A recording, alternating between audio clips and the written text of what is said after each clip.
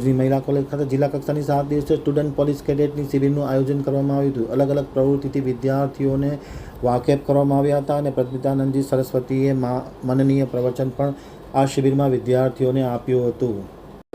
ગત તારીખ 27મી એપ્રિલથી 3જી મે 2025 દરમિયાન ભુજની મહિલા કોલેજ ખાતે જિલ્લા કક્ષાની 7 દિવસીય સ્ટુડન્ટ પોલીસ કેડેટ SPC શિબિર યોજાઈ હતી. શિબિરનું ઉદ્ઘાટન જિલ્લા પોલીસ વડા, જિલ્લા શિક્ષણાધિકારી અને કોલેજના ટ્રસ્ટી તથા અન્ય મહાનુભાવોની ઉપસ્થિતિમાં કરવામાં આવ્યું હતું. શિબિરમાં નિરોણા પ્રાથમિક કુમાર અને કન્યા તથા SSPA હાઈસ્કૂલના કુલ 26 SPC કેડેટ, જેમાં 18 કુમાર અને 8 કન્યાઓએ ભાગ લીધો હતો.